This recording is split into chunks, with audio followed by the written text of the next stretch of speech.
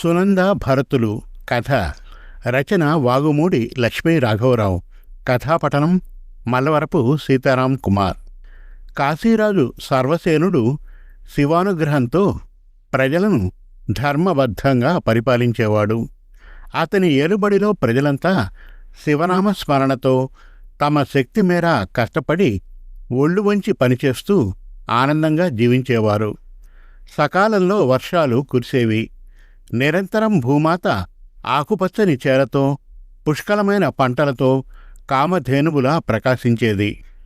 విధాత రాతకు అనుకూలంగా ప్రజలందరూ ధర్మం తప్పకుండా తమ విధిని తాము నిర్వహించేవారు. రాజ్య పరిపాలనకు సంబంధించిన సర్వ విషయాల మీద సర్వసేనునకు ప్రాథమిక జ్ఞానం ఉండేది. దానితో రాజ్యాభివృద్ధికి పరులు ఇచ్చే సలహాలలో ఏది మంచి ఏది చెడు అనే విషయాన్ని తనే చక్కగా గమనించేవాడు. ఆపై రాజ్యక్షేమం కోరే పెద్దల మహర్షుల అభిప్రాయాలను స్వీకరించి అందుకు అనుకూలంగా నడుచుకునేవాడు. అతని మీద కాశీ విశ్వనాథుని కరుణా కటాక్ష వీక్షణాలు పుష్కలంగా ఉండేవి. సర్వసేనుడు ఒక పూట నిరాహారంతోనన్నా ఉండేవాడు, కానీ శివారాధన చేయకుండా ఒక్క పూట కూడా ఉండేవాడు కాదు. సర్వసేనుని భక్తికి మెచ్చిన భోళాశంకరుడు అతని ఏలుబడిలో ప్రజలకు ఎలాంటి ఇడుములు కలగకుండా కాపాడేవాడు. అతని రాజ్యంలోని ప్రజలు చావును కూడా పెళ్లి తంతులా జరిపించి చనిపోయిన వారికి స్వర్గలోక ప్రాప్తి కలిగించేవారు. సర్వసేనుని పరిపాలనలో కాశీలో మరణం అంటే కైలాసవాసుని సన్నిధి చేరినట్లే అని ప్రజలందరూ అనుకునేవారు.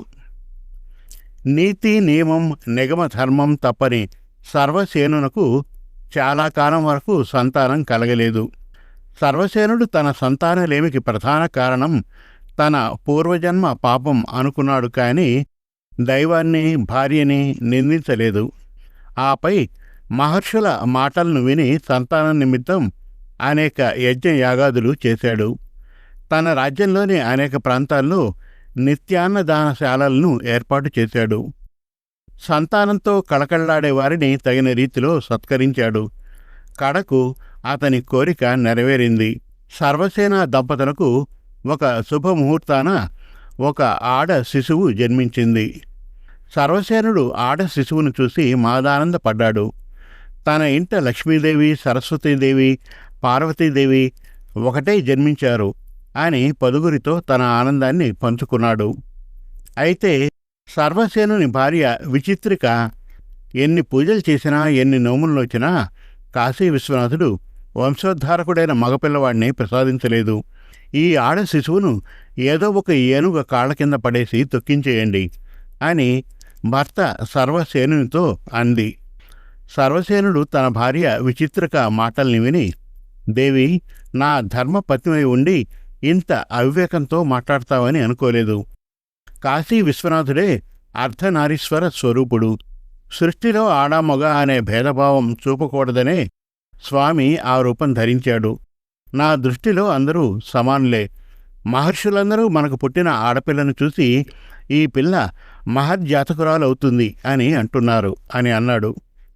సర్వసేనుని మాటలను విన్న విచిత్రిక, నాథ, మహర్షుల దృష్టి వేరు, మామూలు మానవుల దృష్టి వేరు, సమదృష్టి వేరు, సంఘదృష్టి వేరు.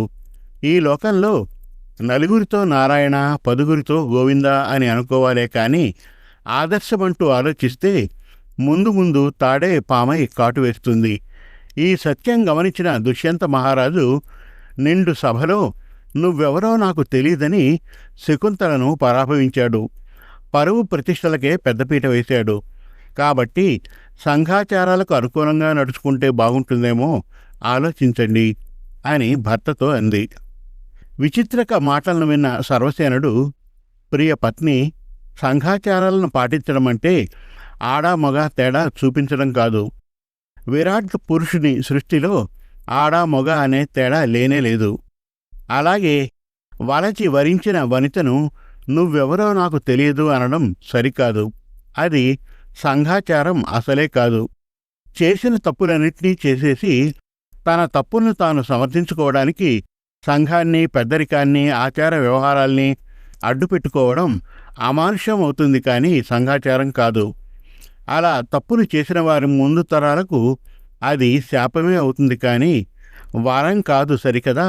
అలా చేసిన వారి వంశానికి అది క్షేమం కూడా కాదు. ఇది కాలం చెబుతున్న సత్యం. నేను మహర్షుల ద్వారా విన్నాను. శకుంతలను పరాభవించిన దుష్యంత మహారాజుకు ఇంకా అనేక మంది రాణులు ఉన్నా వారికి సమర్థులైన సంతానం కలగలేదట. ఇక దుష్యంత మహారాజు విషయంలో ముందు ముందు ఏం జరుగుతుందో భవిష్యత్తే చెబుతుంది. ఇక మన ఆడబిడ్డ విషయానికి వస్తే పండితులు, మహర్షులు అందరూ శిశువు జాతకం పరిశీలించి సునంద అనే పేరు పెట్టమన్నారు. మరి నీ అభిప్రాయం ఏమిటి అని సర్వసేనుడు భార్యను అడిగాడు.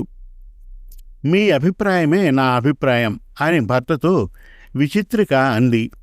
సర్వసేనుడు తన కుమార్తె నామకరణ మహోత్సవాన్ని పెద్ద ఎత్తున ఏర్పాటు చేశాడు.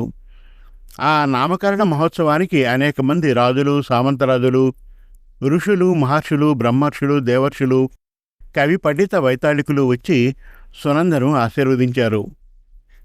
ఆ మహోత్సవానికి వచ్చిన దుష్యంత మహారాజు సునందను చూసి, ఈమె మా ఇంటి కోడలైతే బాగుండును అని మనస్సులో అనుకున్నాడు. సునంద బుడిబుడి అడుగులు వేయడం మొదలుపెట్టినప్పటి నుండి అందరినీ ఆనందింపజేసే పనులు చేయసాగింది. సర్వసేనుడు సునందకు వేద, పురాణ, ఇతిహాస విద్యలన్నింటినీ నేర్పించాడు. అటు పిమ్మట క్షత్రియోచిత విద్యలన్నింటినీ నేర్పించాడు. దుష్యంత మహారాజు శకుంతలను తన ధర్మపత్నిగా స్వీకరించాడని, పులుల మీద, సింహాల మీద, ఐరావతం లాంటి ఏనుగుల మీద సంచరించే శకుంతల కుమారుడు భరతుడినే తన తదనంతరం రాజుగా ప్రకటించాడని సర్వసేనుడికి తెలిసింది. సర్వసేనుడు భరతునికి అనేక కానుకలను పంపి తన కుమార్తె సునందతో స్నేహపూరిత యుద్ధ విన్యాసాలకు ఆహ్వానించాడు. అందుకు భరతుడు అంగీకరించాడు. సునంద భరతుడు మొగలి పొదల మీద, మల్లె పొదల మీద, తాళవృక్ష కొనల మీద నిలబడి కత్తి యుద్ధం చేశారు. కత్తి యుద్ధంలో ఇద్దరే అనిపించుకున్నారు. అనంతరం అశ్వాల మీద నిలబడి యుద్ధం చేశారు. భూమి మీద, మోకాళ్ల మీద నిలబడి యుద్ధం చేశారు. వారి యుద్ధ విన్యాసాలు అందరినీ ఆకర్షించాయి. ఇద్దరూ భార్యాభర్తలైతే బాగుంటుందని పురప్రజలు అనుకున్నారు. వశిష్ఠాది మహర్షులు పురప్రజల మనసులో మాటల్ని దుష్యంత మహారాజుకు, సర్వసేన మహారాజుకు తెలియజేశారు.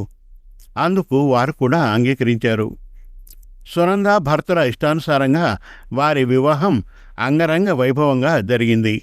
వారికి పుట్టిన సుసంతానమే భూమన్యువు. సమాప్తం. మరిన్ని చక్కటి కథల కోసం, కవితల కోసం, వెబ్ సిరీస్ కోసం మన తెలుగు కథలు.com విజిట్ చేయండి. Thank you.